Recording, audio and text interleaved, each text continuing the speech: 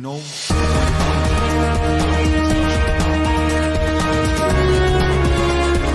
and sustainable change.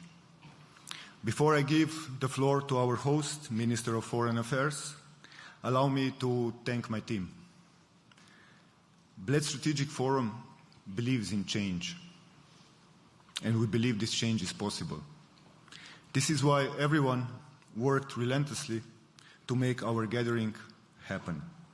Actually, over the years, I ran out of words to show my gratitude to my team, but let me try once again. Thank you very much. You are irreplaceable.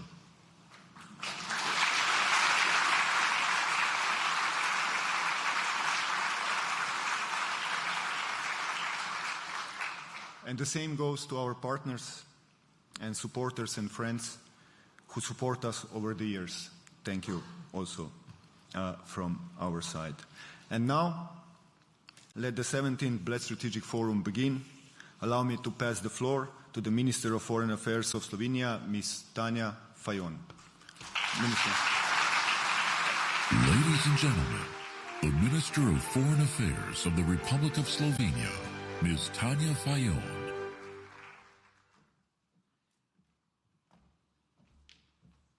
Thank you very much, dear Peter. You are irreplaceable with your team too.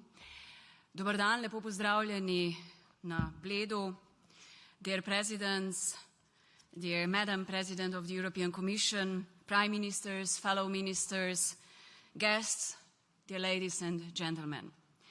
A warm welcome to Slovenia, to Bled, to our strategic forum. Each time I visit Bled, I wonder, why don't we build cities in the countryside where the air is much cleaner? I have to confess that I borrow this one from the collected jokes of Slavoj Žižek, the renowned Slovenian philosopher. He's one of our guest speakers, and he will share his reflections on Europe and the challenges of our time. We are delighted that we have managed to attract so many distinguished guests to this year's events at such short notice.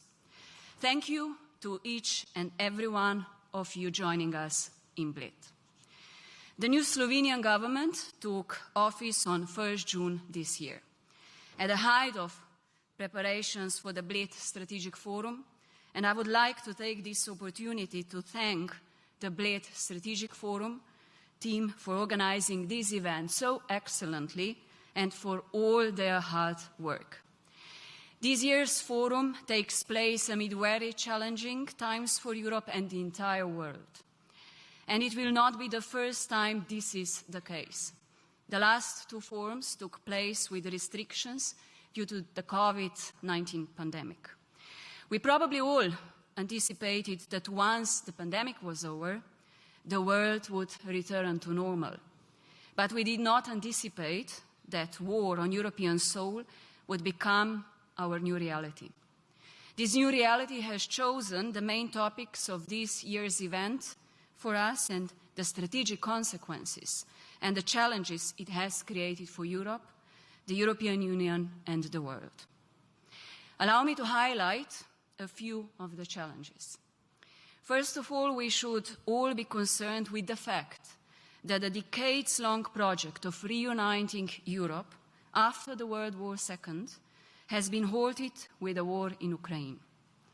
We do not want to see another Iron Curtain in Europe, but unfortunately, there is little that we can do to prevent it at this very moment. The post-Cold War European security architecture has been seriously shaken and it may collapse. What is important, however, is that we do not close all the doors to emergency communication. The recent worrying developments at the Zaporozhye nuclear power plant have clearly shown the importance of maintaining open communication channels and functional international organizations, in this particular case, the International Atomic Energy Agency. Secondly, it is vital that the existing divisions are not exported to the global level. To some extent, this is already happening. Countries have started to position themselves and alliances have been forgotten. Crisis situations like the recent one in the Taiwan Strait region begin to occur. New informal international formats are also expected to emerge, while the existing formal multilateral forums and mechanisms might become dysfunctional. That said, some new formats have proven to be very valuable, like the one bringing together Ukraine, Russia, Turkey, and the United Nations. Their agreement resulting in exports of fertilizer and grain from the Black Sea port is highly valuable, particularly for underdeveloped countries. Overall, to say the least, the situation is very worrying for, I believe, the vast majority of countries in the world which do not have the strength and the capacity to shape the reality. These countries, the majority of us that are destined to mostly accept the developments, want a functional, rules-based international order. In fact, we desperately need a much more effective multilateralism system to deal with global challenges such as poverty, inequality, polarization, climate change, and many other problems. Slovenia is among the countries that are fully committed to multilateralism and continuously promote cooperation within the UN system. With this in mind, we are running for a non-permanent seat on the UN Security Council for the 2024-2025 term. On top of that, and this is my third point, we, the EU members and institutions, have to do our homework within the European Union. While we advocate against divisions in Europe and the world, we are bound to pledge unity within the Union. I appeal from this podium today to sovereignists and populists all across Europe not to trade EU unity, solidarity, compromise, and joint efficiency for egoism and cheap political points in domestic political arenas. EU unity and solidarity is shared importance for all of us, the EU institutions and every single member state, particularly during the current crisis. Furthermore, it is important to note that a fully functional, prosperous European Union cannot be built exclusively as the lowest common denominator of national interests. The EU requires a glue, the shared values of the rule of law, human rights, freedom of the media, to solidify structure. It is not only prosperity, but also these values that make Europe such an attractive place to live for all our citizens. Ladies and gentlemen, our economists, just bouncing back from the devastating blows of the pandemic, are facing new insecurities. These ones perpetrated by rising supply and energy costs. Our citizens, exhausted by the COVID-19 pandemic and restrictions, are facing new fears related to growing food and energy prices. Energy diversification, finding alternative gas and oil sources to prevent potential energy shortages in the winter, is an absolute priority for most of the European governments. To clarify, while we will continue to rely on polluting energy sources this winter out of necessity, we remain fully committed to green transition. In other words, green transition is not only our political commitment, we are firmly convinced that it is the most important investment in the future. Related to this, let me proudly inform you that last month, on the initiative of 5 countries, including Slovenia, the UN General Assembly adopted a resolution declaring the right to a clean, healthy and sustainable living environment and extending the scope of human rights protection to address some of the most pressing challenges of the 21st century. Ladies and gentlemen, not everything is so gloomy. Indeed, we might have more questions than answers, but undoubtedly we will find solutions, including with the assistance of the Bled Strategic Forum. I'm sure your discussions will help us find a positive way forward. While there is solidarity, there is hope. And this year we have witnessed many manifestations of solidarity, supporting a country under attack, implementing sanctions even though we know that they will hurt our economies, countries helping each other tackle fires and natural disasters, people reaching out with humanitarian assistance to their neighbors, refugees, those less fortunate, and many others. In Slovenia and elsewhere, we have experienced a rain-free summer, a time of extreme drought and water scarcity when fires have raged across Europe. We have seen a strong cooperation, unselfishness, and the helping hand of our people, which makes me a very proud citizen of this country. Ladies and gentlemen, we must remain united in responding to our common challenges. This quote, "United we stand, divided we fall," which has been used many times in the past, is not just empty words. As the United Nations summarized the importance of achieving sustainable development goals in Agenda 2030, our ultimate goal must be and remain to leave no one behind. One final thought before the end of my address: do not leave Bled without trying the soft power of this place. The sweet cake called Krimschnita. Without swimming in the lake and without enjoying a walk around its perimeter.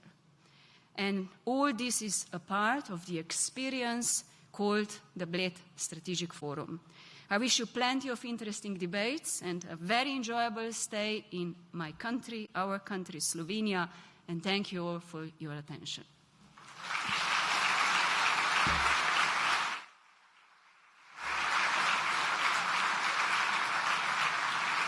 Ladies and gentlemen, the President of the Republic of Slovenia, Mr. Borut Pahor.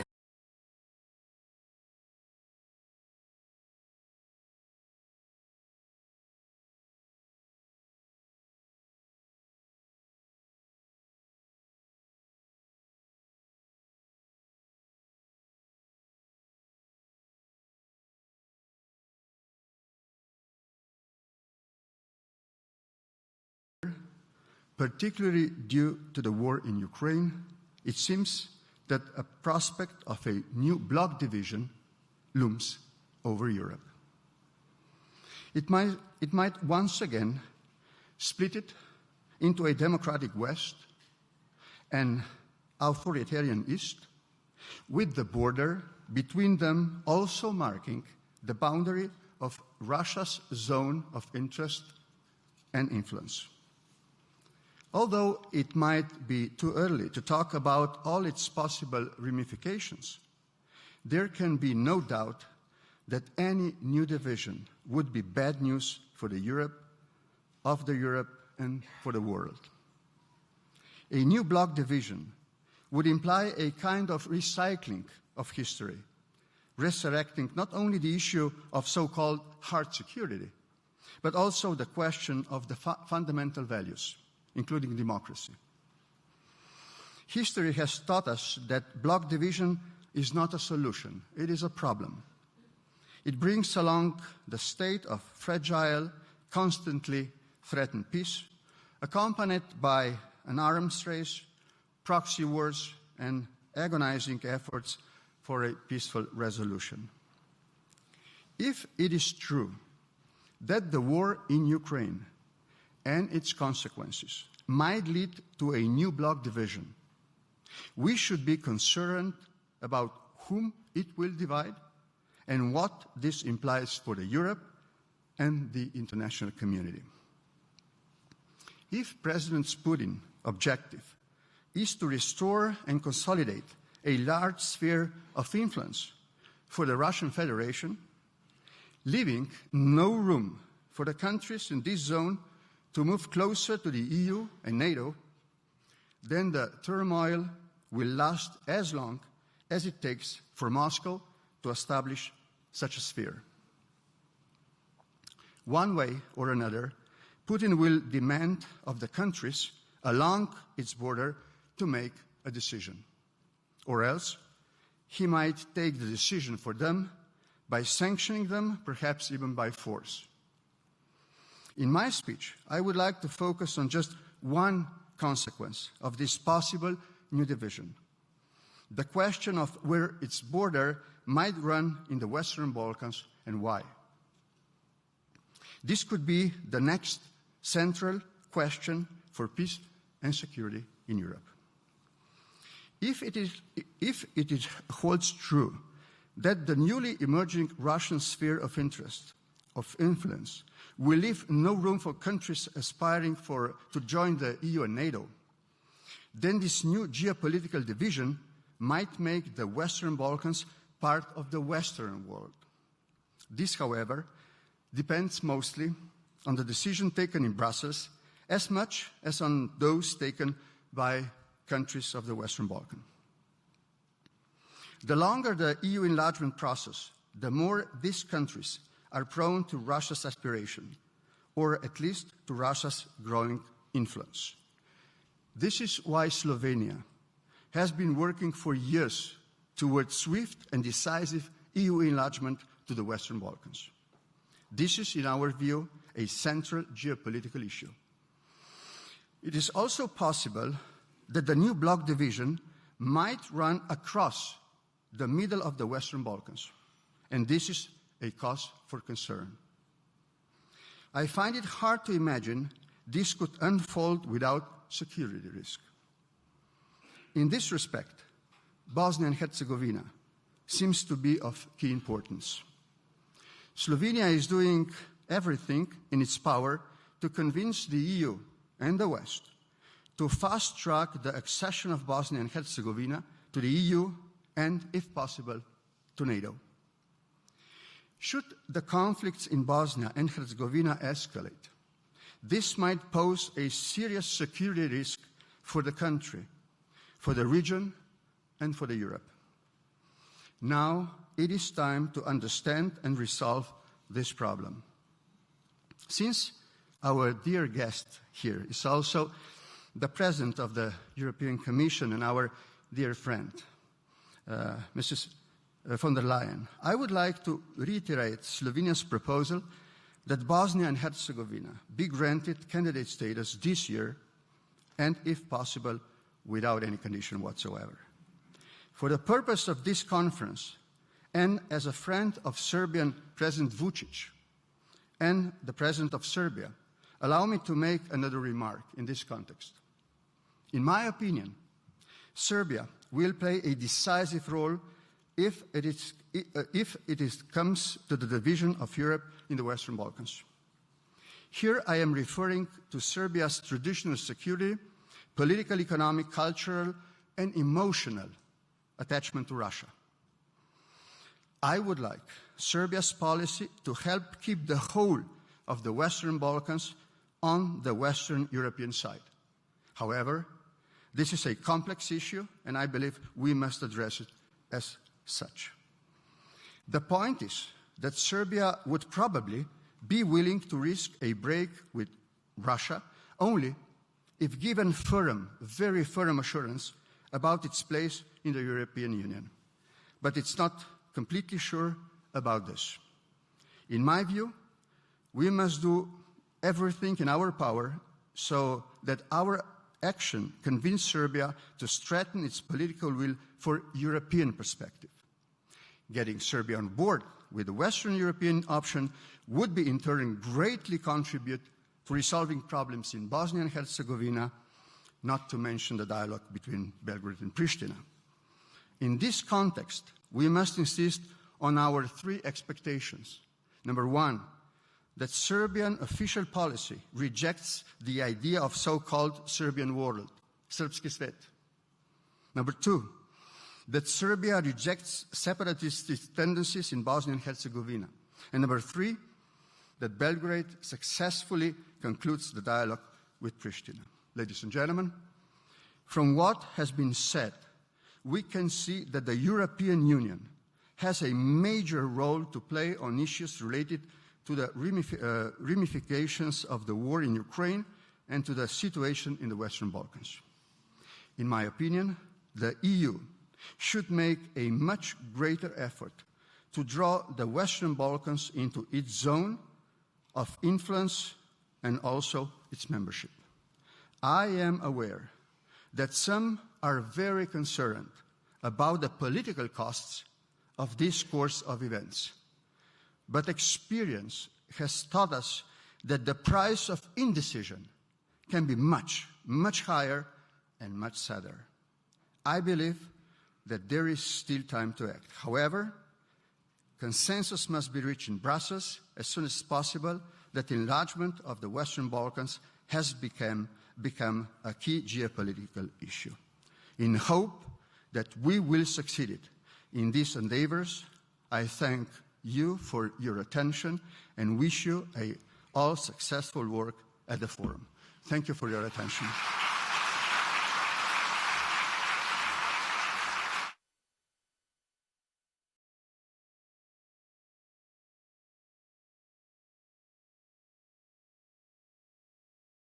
Ladies and gentlemen, the President of the European Commission, Ms. Ursula von der Leyen.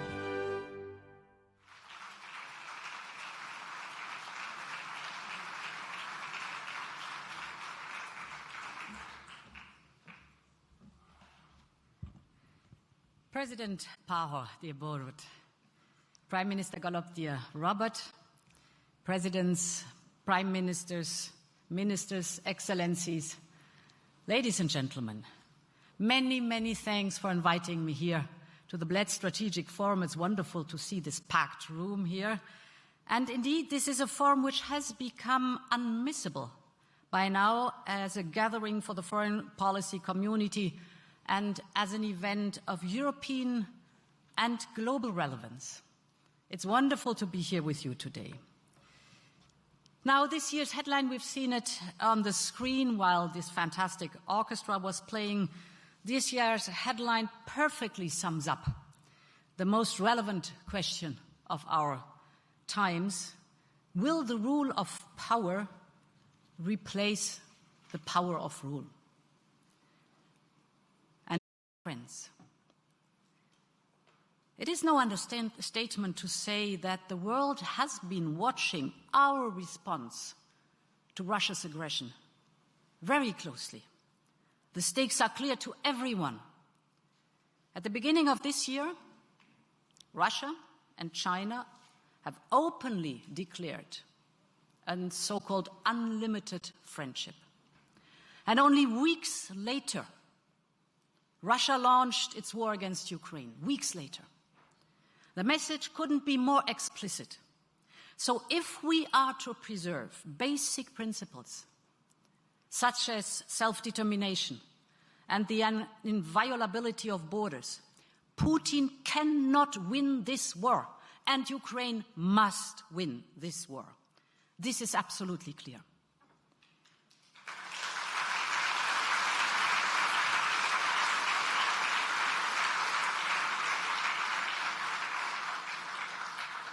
And this is why we have mobilized our economic might like never before.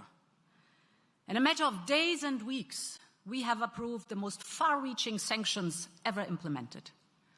And the sanctions are causing colossal damage to the Kremlin's ability to wage war. Putin himself has admitted it. And the damage will only grow over time. Besides this, we have supported financially Ukraine with more than 10 billion euros since the beginning of the war, and I'm not including the bilateral support of our member states.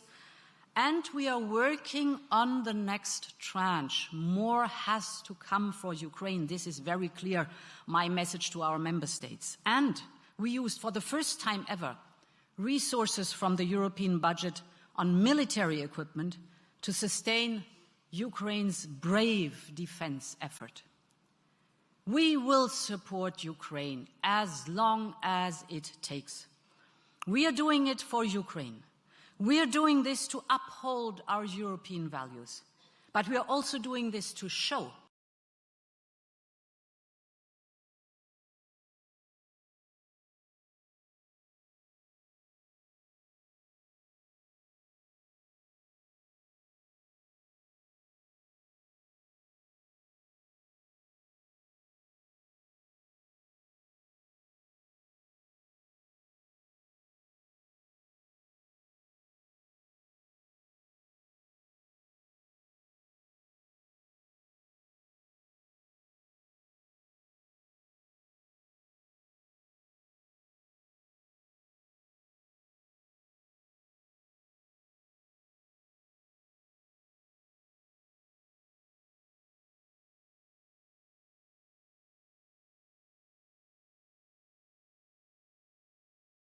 further to global geopolitical shifts and use our economic might to preserve and expand the rules-based global order.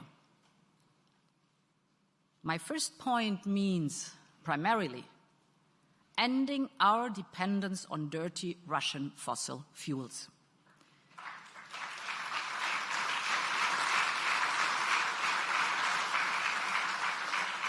And our work here is well underway. We are diversifying our supplies at lightning speed. The gas supplies from sources other than Russia has increased by 31 billion cubic meters since January this year.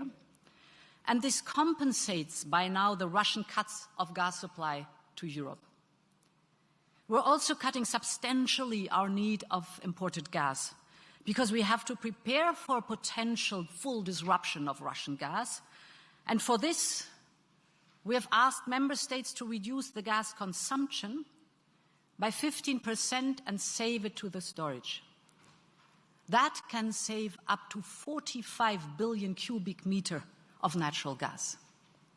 And ultimately, the best way to get rid of Russian fossil fuels is, of course, to speed up our transition to green energy sources. Every kilowatt hour of electricity that Europe generates from solar, from wind, from hydropower, from biomass, from geothermal or green hydrogen makes us less dependent on Russian fossil fuels. So invest in that. If you look at the facts, the evidence, today the price of wind and solar is cheaper than polluting fossil fuels. And that's why, with our Repower EU initiative, we will invest together 300 billion euros to accelerate the green transition. For instance, we are now financing one of the largest offshore wind farms of the world in the North Sea. And tomorrow, I will be in Denmark to discuss exactly similar initiatives, a huge offshore wind farm in the Baltic Sea. So, ladies and gentlemen, my dear friends, the era of Russian fossil fuels in Europe is coming to an end. And with freedom from blackmail, we will come greater power to defend global rules. That has to be our next strategic approach. Ending our dependency on Russian fossil fuels is only the first step. The skyrocketing electricity prices are now exposing, for different reasons, the limitations of our current electricity market design. It was developed for under completely different circumstances and completely different purposes. It is no more fit for purpose. And that's why we, the Commission, are now working on an emergency intervention and a structural reform of the electricity market. We need a new market model for electricity that really functions and brings us back into balance. And then we have to look, of course, beyond energy. The green and digital transition will massively increase our need for raw materials. Take lithium for batteries, or silicon metal for chips. Take rare earth to produce magnets for electric vehicles and wind turbines. Demand for them may double by 2030. And if you look at the European demand for lithium batteries, it is set to increase at an annual rate of 40% between 2020 and 2025. 40% rise per year, the demand. Now, the good news in that is it means that the European Green Deal is progressing. The not so good news is one country dominates the processing. Out of the 30 critical raw materials today, 10 are mostly sourced from China. So, we have to avoid falling into the same dependency as with oil and gas.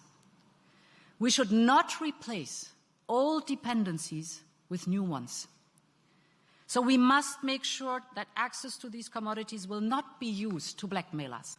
We have to diversify the supply and build new ties with reliable, like-minded partners around the globe. For this purpose, for example, I'm traveling in 2 weeks to Canada, like-minded partners with very interesting offers. The power of democracy also depends on building strong foundations with like-minded partners for the economy of tomorrow. My second thought, we must strengthen those who believe, like us, in the value of rules and bring them even closer. I'm thinking, of course, first and foremost about Ukraine. The Kremlin's invasion aimed to pull Ukraine back towards a darker past, but instead, we are seeing the brave determination of Ukrainians to continue on their chosen path and even speed up their process of transformation as they rebuild their country. It's amazing to see this effort and this determination and this passion that they show. The new Ukraine, I'm deeply convinced, will have stronger institutions, a modernized judiciary, but also be greener, more digital, and more a resilient economy. To get there, and we're aware of that, Ukraine will need to channel enormous resources for reconstruction, map investment needs, coordinate action. All of this in support of an ambitious reform agenda, so big tasks ahead of us. Therefore, with Ukraine in the lead, a reconstruction platform can achieve these goals.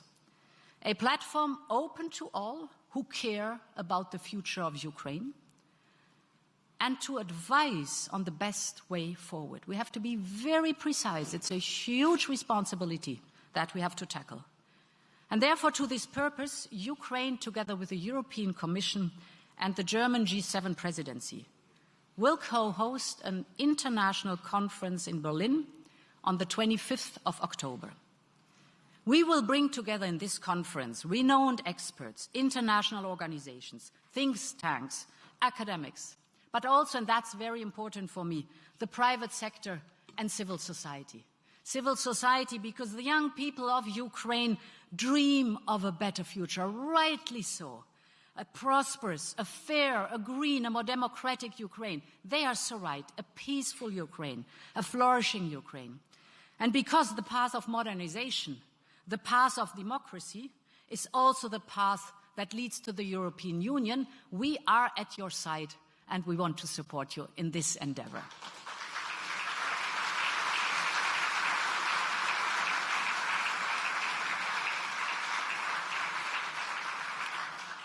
And the same is true for the Western Balkans. Let there be no doubt.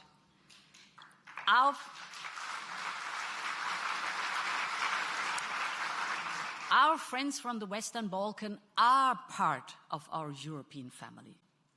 The Danube, the Adriatic and the Balkan Mountains have always been a link, never a border. Our economies are tied together after centuries of trade and travel. So prosperity in the Balkans depends entirely on their integration in the rest of Europe. Most importantly, the people of the Western Balkans overwhelmingly aspire to join the European Union. Yet, we know in recent years progress has been slowed, not least by international actors, including Russia, who seek to undermine democratic institution building and the rule of law. We have, as European Union, a clear strategic interest that all Western Balkan states keep advancing on the path towards European membership. Because Western Balkan stability is European stability, and Western Balkan prosperity is also European prosperity. So, how can we reinvigorate the European perspective for the Western Balkans? I think we must first and foremost push the integration of our economies even further. And that's why we have launched the Economic and Investment Plan of 9 billion euros funding with the potential of mobilizing more than 20 billion euros of investments for the Western Balkans. All of this is groundwork towards our common future in the European Union. And we must strengthen the credibility of our accession process. We must make sure that every step a country takes towards democracy, the rule of law, and equal rights brings it closer to the European Union.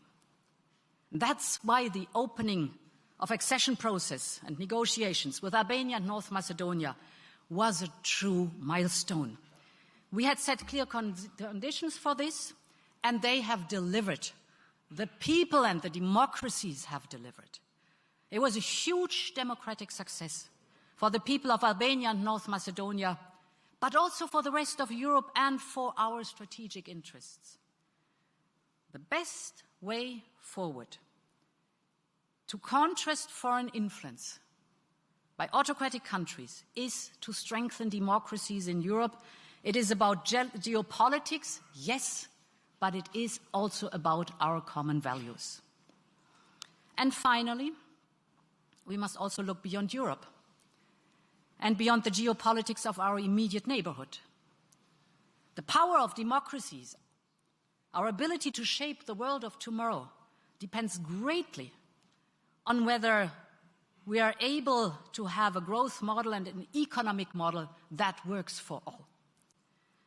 A growth model that is fit for the challenges of this century, starting with climate change and with the digitalization of all economic sectors.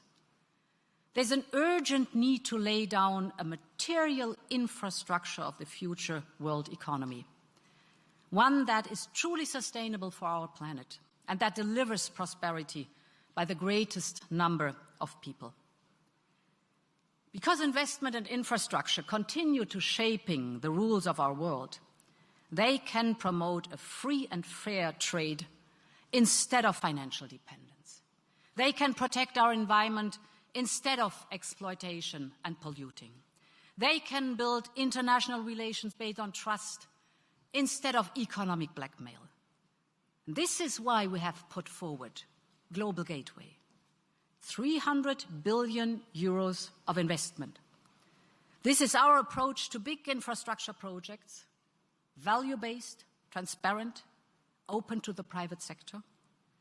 Infrastructure that delivers lasting benefits to local communities. And by doing so, we want to show the power of a value-driven investment agenda. We know what investment by other countries can look like. Take, for example, Russia. The price to pay for oil and gas is loss of sovereignty and loss of independence. They don't want partners. They want vassals. And it's not just the Kremlin. Tens of countries are on the brink of default because they cannot pay their debt with China. And a few have already defaulted. The Financial Times calls it emerging Belt and Road debt crisis. Development loans that ignore environmental and social standards, that cut short on risk management and lack transparency, these cannot deliver what countries need. There is a better way. And it is up to us to make it work in all corners of the world. It is not just the future of several countries that hangs by a thread. It is the future of the rules-based order. This is our responsibility as democracies of our days and our age. And I want Europe to live up to it for our own sake and for the world's sake. And therefore, thank you for listening. Have a great conference and long live Europe.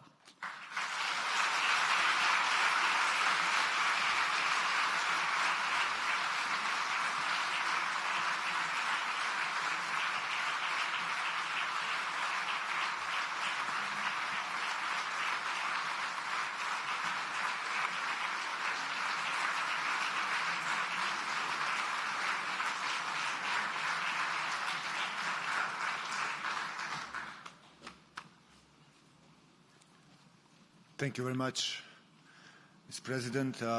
and all the speakers. With this, we conclude the opening of the 17th Bled Strategic Forum, and now we are going to continue with the leaders panel. And the leaders panel is going to be moderated